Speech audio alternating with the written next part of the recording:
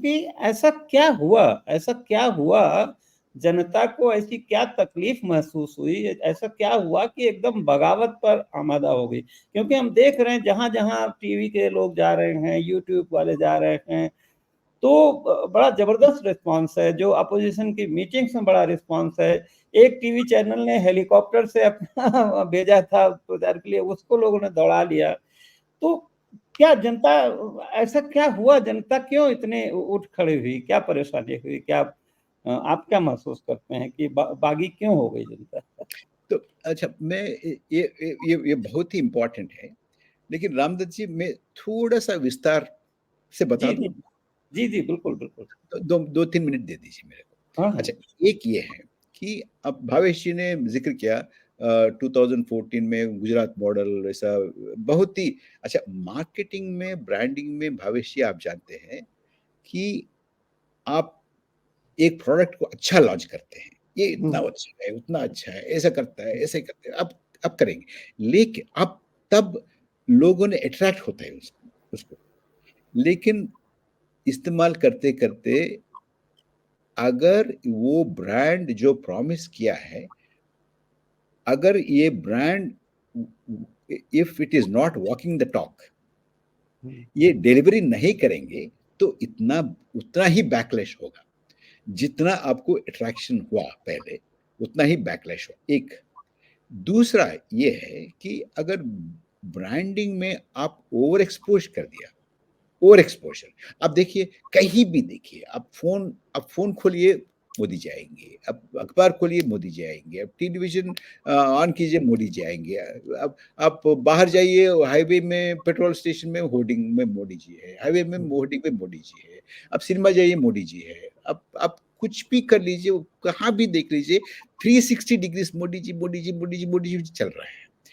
इससे इससे मैं ये बोलता हूँ, मोदी फटीग आ गया है, मोदी थका हाँ, आ गया है।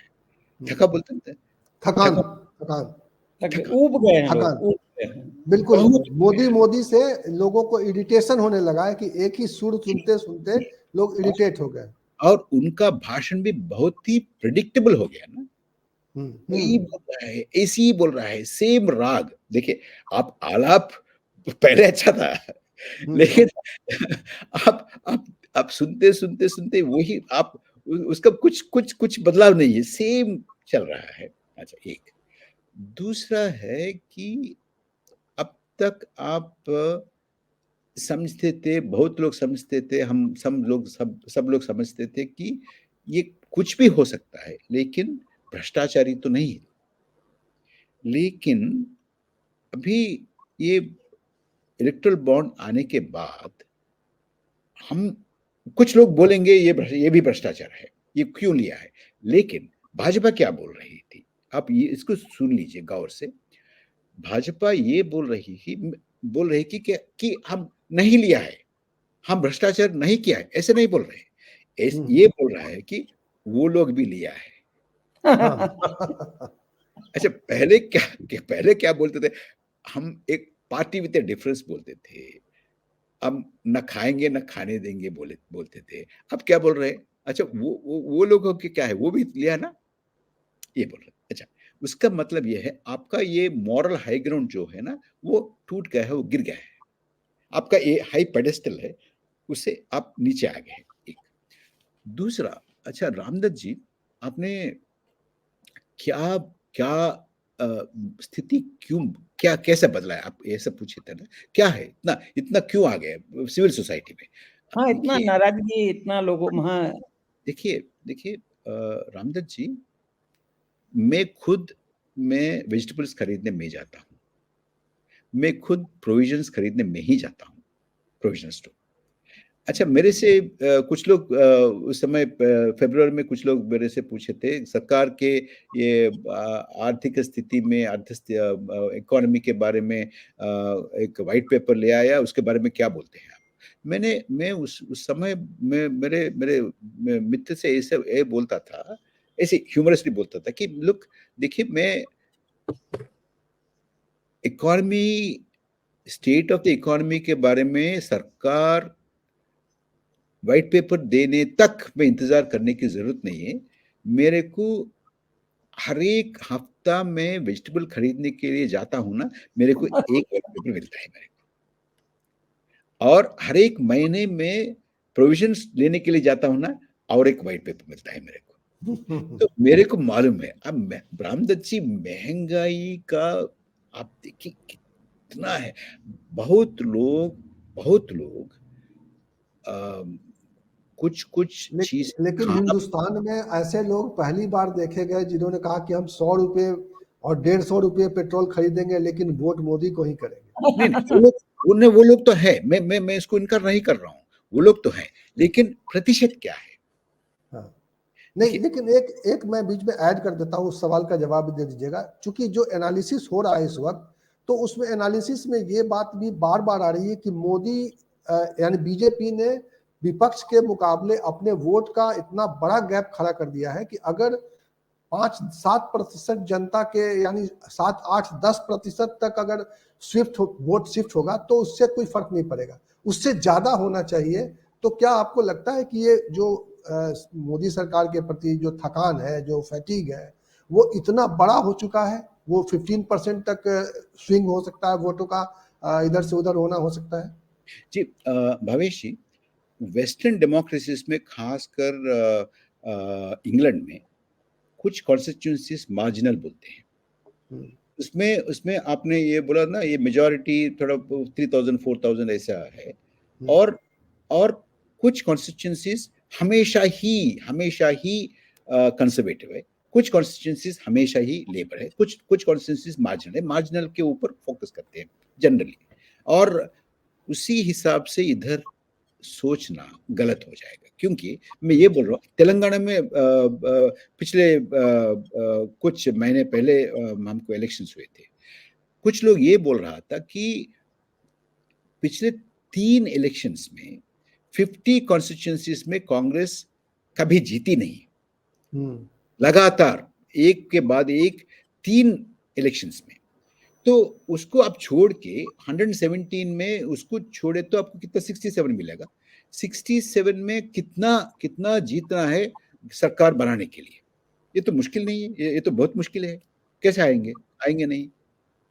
लेकिन वो 50 में भी इस बार जीत गई कांग्रेस। तो अब हिंदुस्तान में लोगों का वोटिंग बिहेवियर, वोटिंग पैटर्न है ना, बहुत ही, क्या बोलते हैं, इधर उधर हो सकते हैं, बहुत ही ज्यादा। फ्लोटिंग वोटर भी बहुत है हमारा ना, फ्लोटिंग वोटर बहुत। जी, बहुत। कम से कम बहुत लोग बोलते हैं 40% भी, 40% तक है फ्लोटिंग वोटर। अच्छा, तो ये है।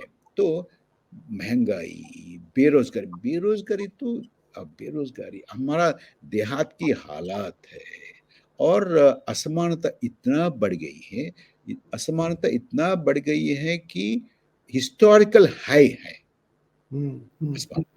और हिस्टोरिकल लो डोमेस्टिक सेविंग्स है। डोमेस्टिक सेविंग्स को आप क्या बोलते हैं? बचत, घरेलू बचत, घर की घरेलू बचत। बचत।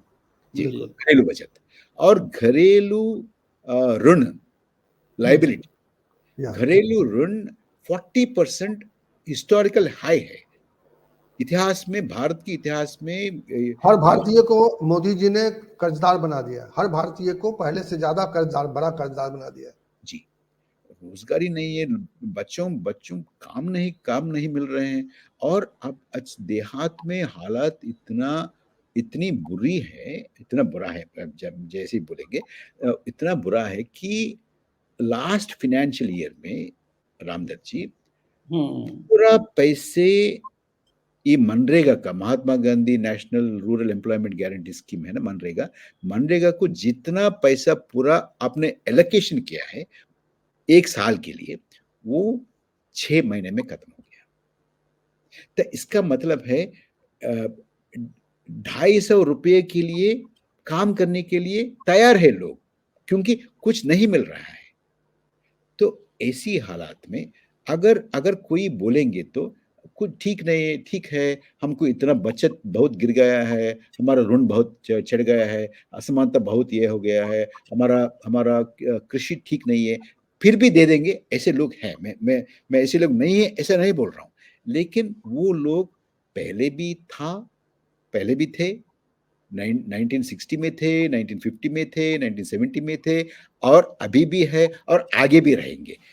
लेकिन मैं पृष्ठभूमि इतना विस्तार से आपके सामने रखा हूं, तो पीक जो है ना 25, 24, ये अगर उधर चले गए हैं तो ये लोग में 4,000 होने दीजिए फिर सिलेंडर, फिर भी वोट देंगे, रहेंगे, लेकिन वो जीत नहीं सकते उसके साथ। वो तो एक कमिटेड कार्डर वोट होता है, वो अलग है, लेकिन जो वो है बीच में इलेक्टोरल बॉन्ड का कई बार जिक्र आया। एक छोटी सी टिप्पणी चाहूंगा कि मोदी जी के एक सीनियर मिनिस्टर ने कहा है कि हम आएंगे तो फिर लाएंगे इलेक्टोरल बॉन्ड। आप इसको जी, क्या कहते हो, एरोगेंस है या क्या है? रामदत्त जी और भावेश जी, आप इतने साल से हिंदुस्तान की राजनीति, नेताओं को, पक्षों को देख रहे हैं। मेरे को एक संदेह है, एक डाउट है। अच्छा, कभी भी एक न्यायालय से एक डिसीजन आती है, तो औपचारिक तौर पर नेता लोग ये बोलते हैं कि हम न्यायालय का जो डिसीजन है उसको हम स्वीकार करते हैं, बोलते हैं। अगर जी। वो चाहे, एटलीस्ट औपचारिक तौर पर बोलते थे। अच्छा, हम्म। ये इलेक्ट्रल बॉन्ड के ऊपर सर्वोच्च न्यायालय का डिसीजन आने के बाद प्रधानमंत्री से लेकर के कोई भी सरकार में या सत्तारूढ़ दल में कोई भी ऐसी बात बोलना आपने सुना है क्या? स्वीकार करते हैं, हम उसको मानते हैं, ये सिरोधार्य है। अब सुना है? नहीं। नहीं, मोदी जी ने तो और कह दिया कि सुदामा हाँ, के चावल को भी बल्कि बल्कि एक तमिल चैनल में मोदी जी ये बोले थे कि जो लोग इलेक्ट्रल बॉन्ड को विरोध कर रहे हैं वो लोग पछताएंगे। बाद में पछताएंगे। जी। अच्छा, तब मैं वो सुना था, तब मेरे मेरे मेरे मन में ये सवाल उठा भावेश जी, कि कौन पछताएंगे? रामदत्त जी पछताएंगे, परकाला पछताएंगे, भावेश जी पछताएंगे, ये को छोड़ दीजिए, ये छोटा छोटे आदमी है, लेकिन सुप्रीम कोर्ट पछताएगा क्या? सुप्रीम कोर्ट बेंच में जो जो जस्टिसेस थे उस बेंच पर, वो लोग पछताएंगे क्या? और चीफ जस्टिस ऑफ इंडिया पछताएंगे क्या? क्या बोल रहे थे मोदी जी? अच्छा, ये एक लफ्ज बोलना था। अच्छा, उसमें कुछ कमजोरियां, कुछ कमी सुप्रीम कोर्ट ने हमारे सामने लाया है, हम उसको एग्जामिन कर लेंगे, ऐसे बोलना है। मामूली, any leader would say that. Hmm. ऐसा नहीं ना, उसका इसका क्या मतलब है? और एक और भी मैं फिर लाएंगे, ऐसी बातें भी हम सुन में आए थे। इसका इसका क्या मतलब है? इसका मतलब है ये सरकार बिल्कुल ही कटी हुई है, मतलब ये cut off from the actual political traditions and the actual reality what is happening in the country. ये उनके उनके बबल में जी रहे हैं ये लोग। इसी मेरे को ऐसी अच्छा समझ। जी, एक सवाल मुझे ऐसा लग रहा है कि ये जो मोदी का फटीग है, बहुत सारे 10 सालों में मोदी सरकार ने बहुत सारे गलतियां की, बहुत सारे कामों की आलोचना होती है, लेकिन आपको इनके सभी कामों में एक ऐसा कौन सा काम लगता है जिसकी वजह से इस देश का बहुत बड़ा नुकसान मोदी जी ने कर दिया? अच्छा, एक ही बोलना है? हाँ, एक तीन एक एक एक तीन भी बिग, बोल जैसे ये बहुत सारे बहुत डेमोक्रेसी को सारे बोल हैं, रहे हैं कि बहुत डेमोक्रेसी बड़ा लिस्ट है। बहुत बड़ी अच्छा, लिस्ट है, लेकिन उसमें एक टॉप पे जैसे अगर क्या डेमोक्रेसी अगर को, एक डेमोक्रेसी आपको पर चोट बोलना है, करना। हाँ, एक आपको बोलना है तो इस देश में इतने दशकों से जीवित रही एक भाईचारी, harmony. Harmony, social harmony, religious harmony, इसको पूरा खत्म कर दिया गया है और इतना जहर फैलाया है देश में। और इसके इसके बाद इकोनॉमी, इसके बाद चाइना, इसके बाद सेंट्रल स्टेट रिलेशन, बहुत सारे हैं, लेकिन छोड़ दीजिए। और वो सब चीजें 1 2 3 साल में या 4 साल में या 5 साल में उसको ठीक कर सकते हैं, लेकिन ये जहर जो समाज में गया ना भवेशी, इसको ये जहर को एलिमिनेट करना, इसको बाहर करना, इसको उसको बाहर ले आना और फिर से समाज को ठीक हेल्दी बनाना और वो भाईचारा फिर से रिस्टोर वापस लाने के लिए कम से कम, मेरे हिसाब से कम 10-15 साल लगेगा ही।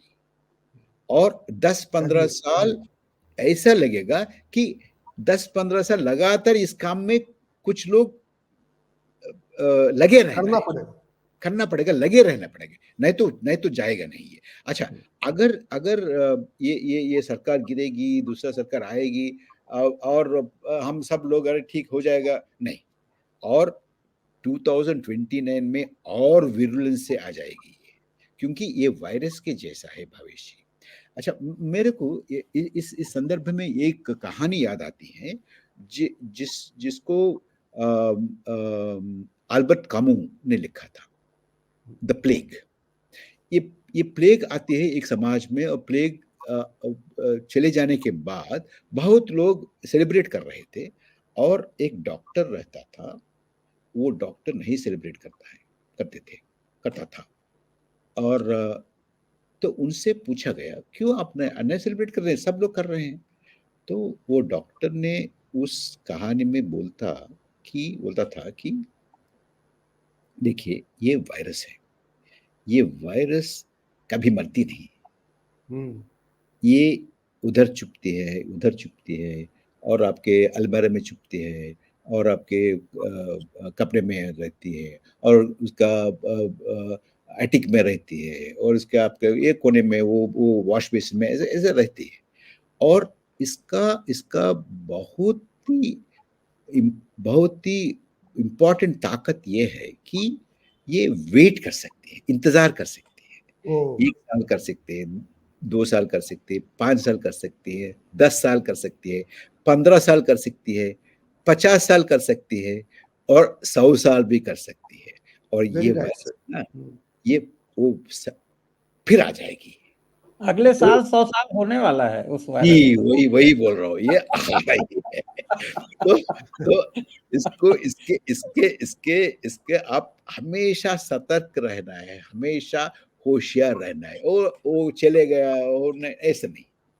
अच्छा, तो कुछ हम लोग फॉरवर्ड लुकिंग सवाल पर चर्चा कर लेते हैं। एक अगर भवेश जी आपकी अनुमति हो तो एक मैं जरा आपकी टिप्पणी ले लूं, क्योंकि आपका मैं समझता हूं कि इंटरेक्शन, आप ऐसे विरले व्यक्ति हैं कि आप हर लेवल पे आपका इंटरेक्शन है, ब्यूरोक्रेसी में भी है, जुडिशरी में भी है, इंटेलेक्चुअल्स में भी है, प्रोफेसर में भी। तो ये जो हमने पिछले 2-3 साल 4 साल देखे हैं कि डर के, भय के, मीडिया में भय है, ब्यूरोक्रेसी में भय है, ये सब ईडी का, सीआईडी का सब है, ये है। मेरी कुछ ऑफिसर से बात हुई, बहुत सीनियर, तो वो कहते हैं कि साहब अब हमको डर ये नहीं है कि हम सस्पेंड हो जाएंगे, ट्रांसफर हो जाएगा हमारा। डर ये है कि हमारा हश्र जो है वो जस्टिस लोया या हिरेन पांड्या या और जैसा हो सकता है कि ये लोग बहुत निष्ठुर और वो हैं कि फिजिकल हार्म भी ये पहुंचा सकते हैं अपने विरोधियों को। तो आपको भी ऐसा कुछ फीडबैक मिला, महसूस होता है? बहुत डर रहे हैं। अच्छा, ये भी है, not only in India Ramdatt ji, ये इनका पहुंच बाहर भी है, विदेश में भी है। बहुत लोग इतना डर रहे हैं। देखिए, मेरे को भी फोन करके बोल रहे हैं कुछ लोग, मेरे मित्र लोग, मेरे भलाई चाहते हैं जो लोग, तुम अकेला वॉकिंग पे मत जाओ, ये क्या बात कर रहे हो, ये बात मत करो, ऐसा क्यों कर रहे हो, तुमको क्यों, क्या आएगा, तुमको क्या मिलेगा, तुमको क्यों कर रहे हो, ऐसे ऐसे लेकिन अब वो अलग है, लेकिन मैं डरने वाला नहीं हूँ। नहीं, आपको नहीं है, लेकिन बहुत लोगों पे असर पड़ रहा है ना, बहुत लोग मेरे मित्र जुडिशरी लोग। और ब्यूरोक्रेसी पे तो बहुत पड़ रहा है। अच्छा रामदत्त जी, मैं ये भी बोल सकता हूँ, मैं कई बार दिल्ली गया हूँ और 4-5 लोग मिलने आएंगे, तो कुछ खास बात करने से पहले ये ये पूछेंगे, अच्छा मोबाइल्स दे दीजिए, बाहर रखेंगे। हाँ, हाँ। मोबाइल्स बाहर, कमरे के बाहर रखेंगे, दूर रखेंगे। वो तो और सेक्रेटरी भी आपस में बात नहीं करते, मोबाइल दूर रख के करते हैं, भारत सरकार के। और अच्छा, अगर मैं आपसे मिलने आया हूँ, अगर मैं मोबाइल लेके आया हूँ, आपके पास मोबाइल है, अच्छा ये 2 मोबाइल एक ही टावर के नीचे है, मतलब रामदत्त जी और परकाला और भावेश जी एक ही जगह में बैठे हैं, ये क्या हो रहा है? और पेगासस भी है। जी, इतना डर है। ये सच है, ये केवल डर है मेरे को, मैं बता नहीं सकता हूँ, लेकिन ऐसी माहौल तो है ही। जी जी, अब हम ये देखना चाह रहे हैं कि 4 जून को किस तरह नतीजे आते हैं। 4 जून के नतीजों को लेकर बहुत तरह की आशंका जताई जा रही है, जिस पर आप लोगों ने भी चर्चा की कि जो वोटों की गिनती हुई है उसको लेकर चुनाव आयोग का रवैया बहुत अभी तक साफ नहीं है।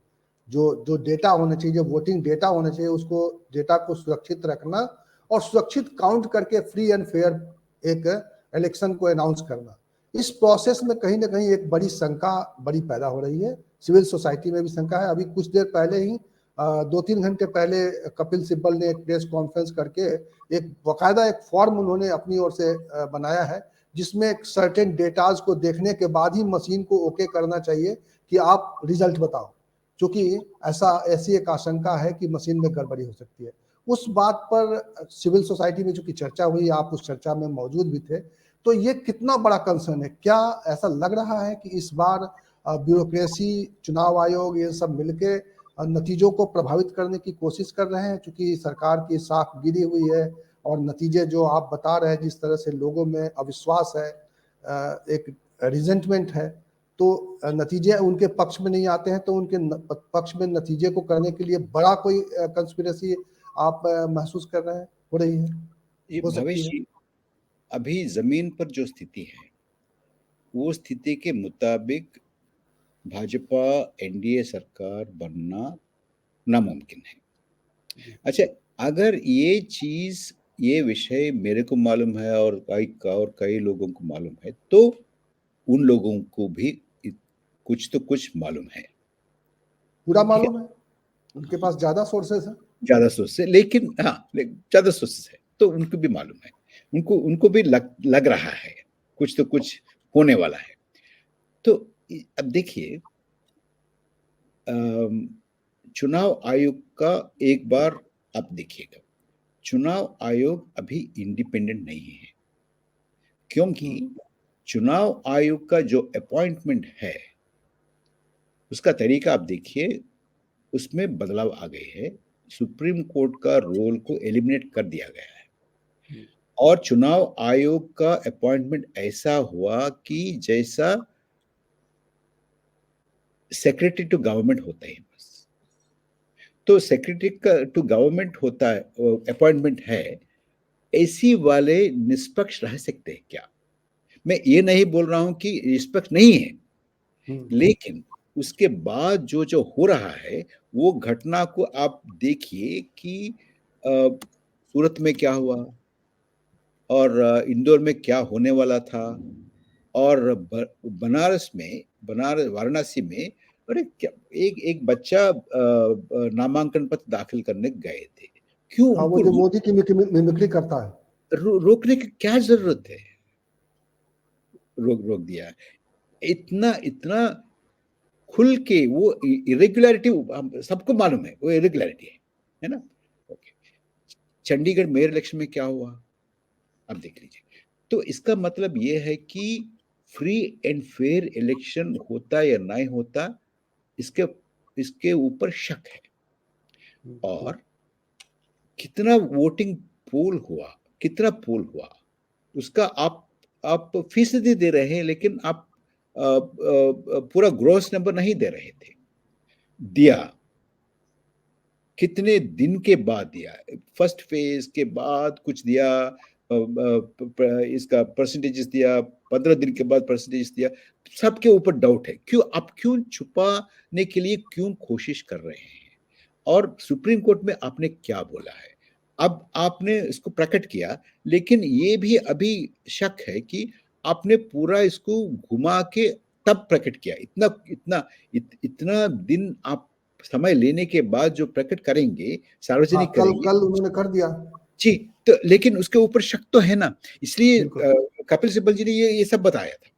हम्म, आप ऐसे देखिए, ये देखिए, उसका नंबर देखिए, आपका मशीन का नंबर देखिए, उसका सील देखिए, ये सब इससे पहले कोई इतना इतना इतना इतना हाँ, शक कोई कभी परवाह व्यक्त हुआ, करता नहीं था।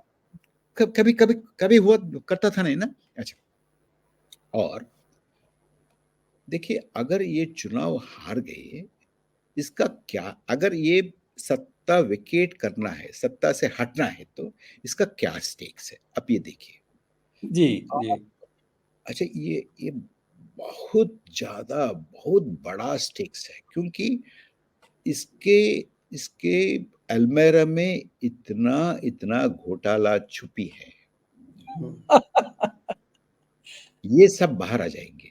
आप अब देखिए, आप राफेल से लेकर के आप पेगासस को, पीएम केयर को, और इलेक्ट्रल बॉन्ड को, और अच्छा, इलेक्ट्रल बॉन्ड एक काम नहीं है, इलेक्ट्रल बॉन्ड, एक एक बॉन्ड के पीछे एक एक घोटाला है। मैं हम्म, इसलिए बोल रहा था, सब पहले से ही बोल रहा था, ये विश्व में बहुत बड़ा स्कैम है, ऐसा बोल रहा था मैं। अच्छा, ये और और भारतीय जनता पार्टी का एज ए पार्टी आमदनी कितना है, और वो लोग कितना खर्च किए हैं ऑफिस बनाने में, जमीन खरीदने में, चुनाव में, जो जो खर्चा किया, ये सब कुल मिला के, और जो जो जितना आप उसने डिक्लेयर किया, इसके बीच में, ये दोनों को बीच में अम, आम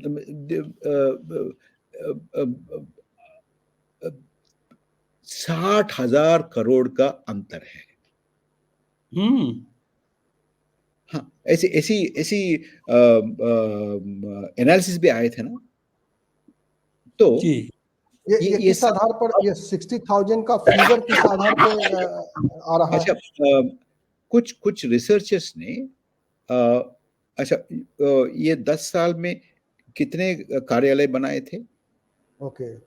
हाँ, अब तो अ, डिस्ट्रिक्ट लेवल पे बहुत हाई प्रोफाइल का कितना कार्यालय बन खर्चा गए हैं। किए थे, और इलेक्शंस में कितना खर्चे थे, हवाई जहाज के लिए कितना खर्चा किए थे, ये सब अब उस सबको कंप्यूट करके, और कितना आपने डिक्लेयर किया एज एन इनकम, उसको और इसको आप तुलने के बाद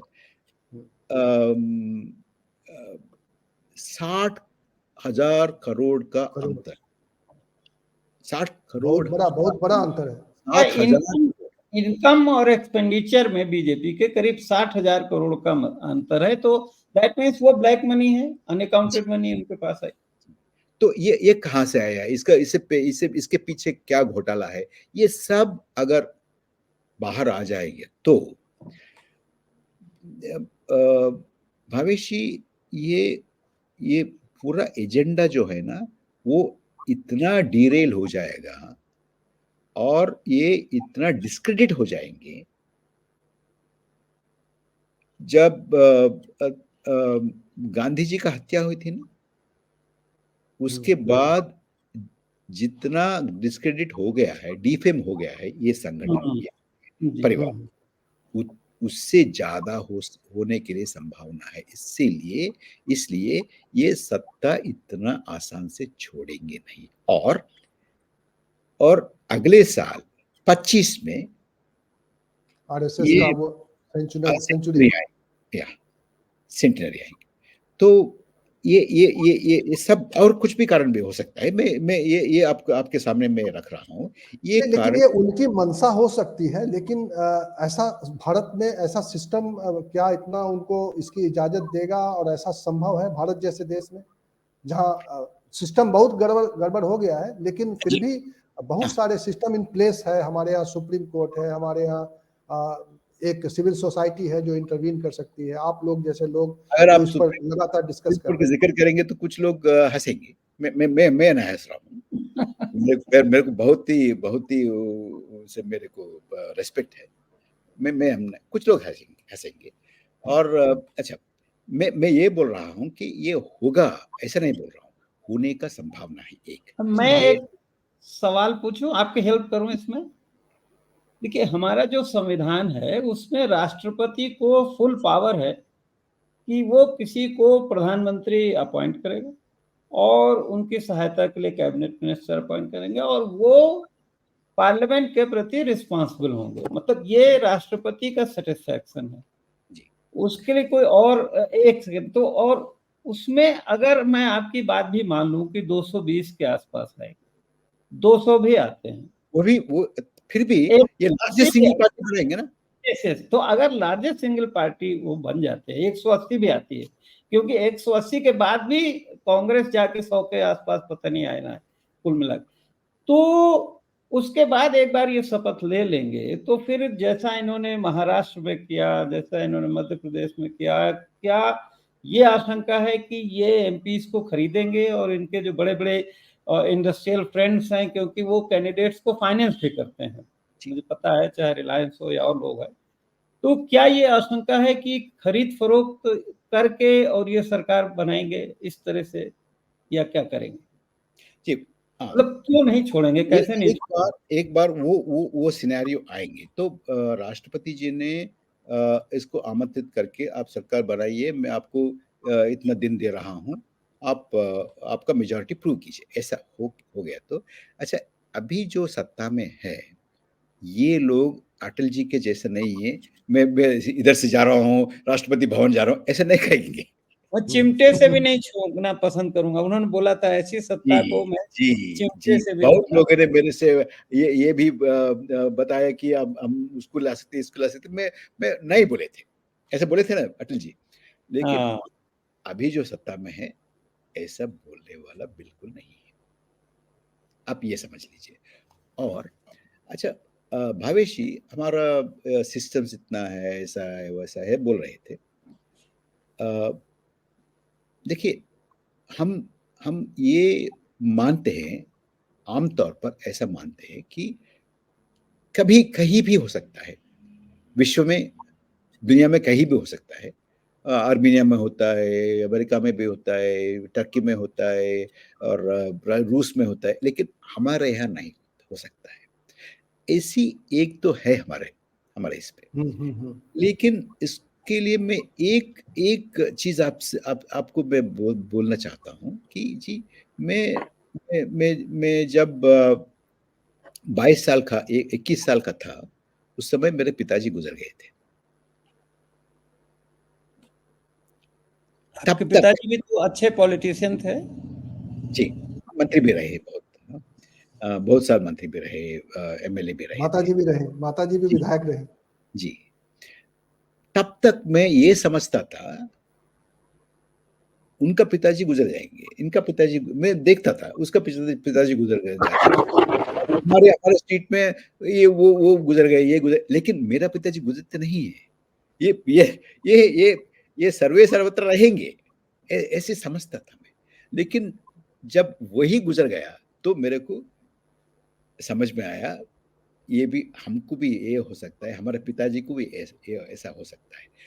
तो आप उधर उस समय तक भारत भारत में उस समय आने तक वेट मत कीजिए, ये भी हो सकता है, भारत में भी हो सकता है। तो आप ये मत समझ के मत बैठिए कि अब तक नहीं हुआ है तो आगे भी नहीं होगा, ऐसा संभव नहीं हाँ, है। ऐसा नहीं हो सकता है, ये लोगों से मुमकिन है। और तो मैं जी नहीं नहीं, आप बोलो, बोलिए। नहीं नहीं, आप ये, बोलिए। हाँ, क्योंकि इसका स्टेक्स बहुत ज्यादा है। अब आप ये मत समझिए कि अटल जी खड़े होके भाषण देके, अच्छा भाषण देके ये सरकार आएगी, सरकार जाएगी, लेकिन देश रहेगी, ऐसे ऐसे आप सुनते नहीं ऐसी बात। वो छोड़ दीजिए, वो तो हो गया है। वो अच्छा, कुछ अच्छा राइटर ने ये बोलता था कि past is a different country. जो भूतकाल है ना, वो अलग देश है वो। अच्छा, सिविल सोसाइटी ने जो करीब 250 सीटों पर जो है इंटरवीन करने का जो एक मैकेनिज्म डेवलप किया है, या आप लोगों की कोई बैठक भी होने वाली है सिविल सोसाइटी की ओर से, उसके बारे में क्या है? वो कैसे इंटरवीन करने का, उनका क्या मोडस ऑपरेंडी होगा अगर बाय द वे इस तरह की सिचुएशन क्रिएट होती है तो कैसे वो हेल्प करेगा देश को? भावेश जी, ये कुछ कुछ लोग तो ये इसके बारे में सोच रहे हैं, कुछ प्रपोजल्स तो आगे ला रहे हैं, कुछ ब्रेनस्टॉर्मिंग तो चल रहा है। तो अभी तो कुछ इसके इसके बारे में कुछ एक्शन प्रोग्राम वगैरह कुछ नहीं है अभी तक।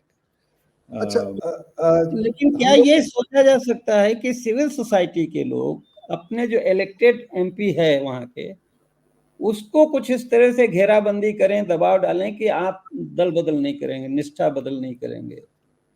मेरे सोच में करना चाहिए, और काउंटिंग में इतना सतर्क रहना चाहिए पॉलिटिकल पार्टी के लोग, क्योंकि सिविल सोसाइटी तो अंदर नहीं जा सकते हैं, वो लोग रहना है। सिब्बल जी का आज जो बयान आया है वो बहुत ही हेल्पफुल होगा ये। और उसके बाहर, अच्छा, ये सबसे पहले राजनैतिक दल और सिविल सोसाइटी ऑर्गेनाइजेशंस इसके ऊपर बहुत ज्यादा ध्यान देना चाहिए।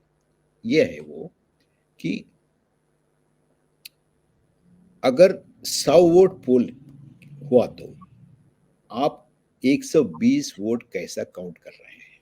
जी जी, ये अच्छा, हुआ है पहले। आपके पास 17C जहां जहां है वो इकट्ठा करके हमारे बूथ में 1000 वोट है, और 1000 वोट हमारे बूथ में है, लेकिन आपने 1200 वोट कैसा गिना है? ये सवाल उठाना है। अगर ये सवाल हर एक बूथ, हर एक कॉन्स्टिट्यूएंसी, हर एक जिला, हर एक राज्य में काउंटिंग सेंटर पर घूमेगा, ऐसी ऐसी सवाल उठते हैं कि कहाँ जाएंगे ये लोग? रेसिस्टेंस तो होना चाहिए ना। तो इसको ये मैसेज जाना चाहिए कि लुक, आप जो करना चाह रहे हैं, वो करने के लिए कोशिश कर रहे हैं, वो हमको जानकारी है इसके बारे में, हम सतर्क हैं, हम आपको करने नहीं देंगे। हम उसको रोकने के लिए पूरी कोशिश लगाएंगे। आप हमको लाठीचार्ज करेंगे, कर लीजिए। हमको रबर बुलेट करेंगे, कर लीजिए। हमारे किसान भाई ये कर रहे हैं ना। तो इसको इतना आसानी से, अगर अगर देखिए, अगर चुनाव आयोग के उसका उसका तरीका, जो काम करने का तरीका के ऊपर हमको शक नहीं है, तो ये हम हमारे क्या है, इसमें क्या है? हमको हमको फ्री एंड फेयर इलेक्शंस में रामदत्त जी बनेंगे प्रधानमंत्री, या भावेश जी बनेंगे, और somebody else बनेंगे, हमको कुछ नहीं है ना। कोई भी बन सकता है। लेकिन अगर कोई इसको इसको एडवांटेज लेके, इसको इधर उधर करके इसमें मैनिपुलेट करे, तो हम ऐसी छोड़ेंगे नहीं। कल जौनपुर में जो स्ट्रांग रूम है, जहां सारे वो बैलेट्स आते हैं लेके, वहां उसके बाहर एक गाड़ी में कुछ एक्स्ट्रा वो ईवीएम्स पकड़ी गई उस गाड़ी को, तो काफी देर तक हंगामा हुआ और फिर अफसरों को बुलाया गया। देखिए, तो और हम इससे पहले, पता नहीं ये सच या ना नहीं, लेकिन ये एक खबर बहुत बहुत महीने से इस देश में चल रही है कि 19 लाख ईवीएम्स मिसिंग है। गायब 20 लाख के। उनका इस्तेमाल ना हो जाए कहीं, जी, उनका इस्तेमाल ना हो जाए कहीं, वो सब कुछ फिक्सिंग करके। बहरहाल हम लोग इस इंटरव्यू में मैं आपसे ये भी जानना चाहूंगा, काफी हम लोग 1 घंटे तक बात कर चुके हैं, लेकिन इस सवाल पर चर्चा नहीं हुई कि विपक्ष ने इस चुनाव घोषणा पत्र के बहाने एक विजन डॉक्यूमेंट देश के सामने रखा एक तरीके से कि हम आएंगे सत्ता में तो हम ऐसी ऐसी चीजें करेंगे। उसमें बहुत सारे इकोनॉमिक इश्यूज भी हैं, इकोनॉमिक फैक्टर भी है, जैसे महिलाओं को 1 लाख रुपए देने का, यूथ को 1 लाख रुपए देने का, और उनकी कोशिश ये है कि इससे जो है मार्केट में मनी जो है एक मूव करेगा, और एक इकोनॉमी में कहते ही हैं कि जो पैसा घूमता है वो एक मोमेंटम गेन करता है और इकोनॉमी को हेल्प करता है। तो इस विपक्ष के विजन डॉक्यूमेंट को या फिर घोषणा पत्र को आप कैसे देखते हैं? और अगर अगर जैसा आप मान रहे हैं कि ये बीजेपी सरकार उतना अब जनता का समर्थन इसको नहीं रहा, सरकार बदलनी चाहिए, बदल जाएगी, अगर ये स्विफ्ट मतलब सत्ता बदल जाती है और अभी जो विपक्ष है वो सत्ता में आता है, तो क्या आपको लगता है कि वो जो अभी समस्याएं हैं उससे ओवरकम कर पाएगा, उसको ठीक से चला पाएगा? भावेश जी, ये तो बहुत ही गहरा सवाल है। मैं इतना इतना इतना इतना डीप नहीं जाऊंगा, लेकिन दो तीन चीजें आपके सामने रखूंगा। देखिए, असमानता है, असमानता होना चाहिए ना ना ना होना चाहिए। अच्छा, एक एक पक्ष बोलता है कि असमानता रहने से क्या है, अच्छा है, एक पक्ष। और दूसरा पक्ष बोलता है अगर असमानता नहीं होना चाहिए, लेकिन असमानता नहीं होना चाहिए, इसको कैसा कम करेंगे, कैसे एलिमिनेट करेंगे, उनके पास कुछ प्लान है या नहीं है, वो प्लान परफेक्ट है ना परफेक्ट है, वो तो अलग है बात है, उससे बहस कर सकते हैं।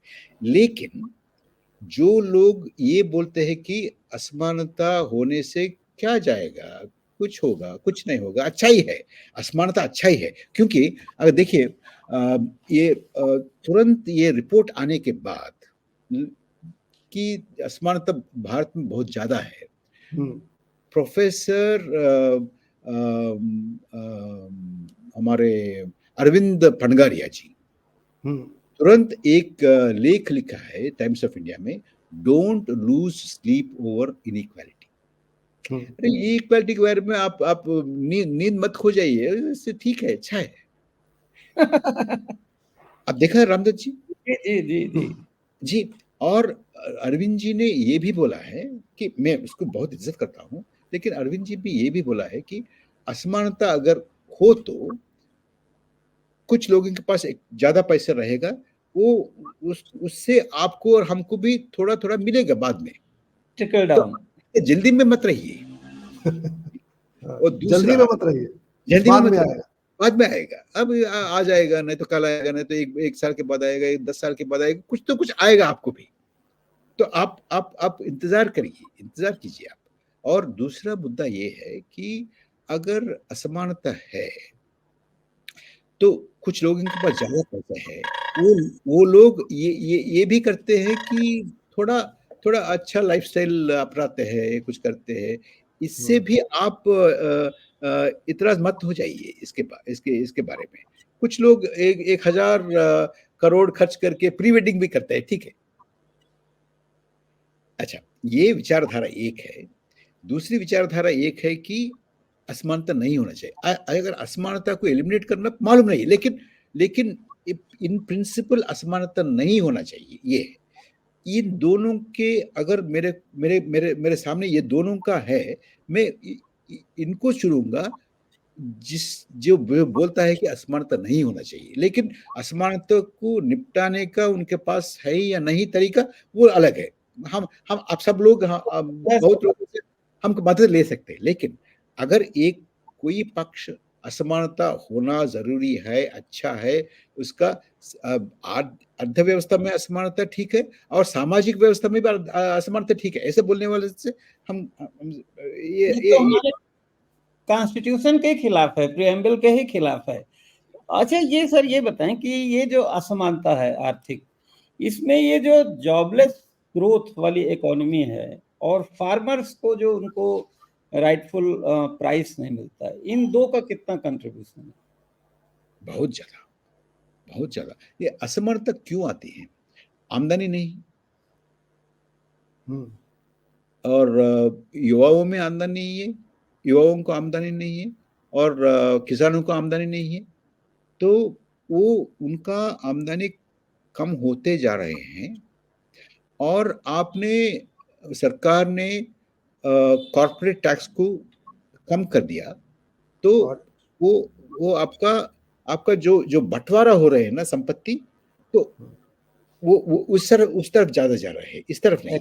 एक्युमुलेट हो रहा है। और कॉर्पोरेट टैक्स को आपने रिड्यूस किया और कॉर्पोरेट लायबिलिटी को, कॉर्पोरेट डेट को आपने राइट ऑफ कर दिया, बहुत सारे 25 लाख करोड़ राइट ऑफ कर दिया कुल मिला के। Scheduled bank, nationalist bank, cooperative bank, सब कुल मिला के उसका 25 लाख करोड़ आपने राइट ऑफ कर दिया। तो इसका मतलब ये है कि आपने एक दस्तखत से, एक सिग्नेचर से आप वेल्थ रिडिस्ट्रीब्यूशन कर दिया है। तो हमारी स्थिति आज ऐसी है, अगर रोजगार नहीं है तो वेल्थ रिडिस्ट्रीब्यूशन उस तरफ है। आपने जॉबलेस ग्रोथ बता रहे हैं ना, देखिए अगर हम 5th लार्जेस्ट इकोनॉमी है, फास्टेस्ट ग्रोइंग इकोनॉमी है, तो 5th largest economy, fastest growing economy में 80-81 करोड़ लोगों को आप मुफ्त में क्यों देना है? देखिए कॉन्ट्रडिक्शन है ना।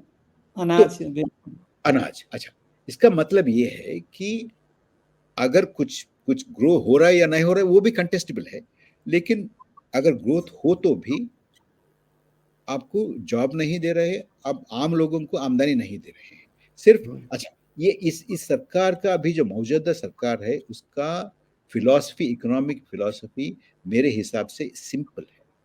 ये है कि आप गरीब लोगों को 5 किलो अनाज देके छोड़ दीजिए और आपका दोस्त को 5 एयरपोर्ट दे दीजिए। 5 किलो अनाज और 5 एयरपोर्ट, बस ये। लेकिन एक यहाँ भी एक कंट्राडिक्शन है कि विपक्ष ने भी 5 किलो को 10 किलो कर दिया, वोट के लिए विपक्ष ने भी 5 किलो अनाज को 10 किलो कर दिया। तो ये कैसी इकोनॉमी बनाएगा? ये भी तो आप सेम चीज रिपीट कर रहे हैं, इसको कैसे देखिए, अगर आप 10 दीजिए, 15 दीजिए, कुछ भी दीजिए, लेकिन वो 5 नहीं दीजिए, 5 एयरपोर्ट मत दीजिएगा। हाँ। देखिए ना, तो अगर अगर अगर अगर अगर विपक्ष का दावा ये है और ये वायदा ये है कि अच्छा वो 5 एयरपोर्ट दे रहे हैं, हम 10 एयरपोर्ट देंगे, तब गलत होगा। तब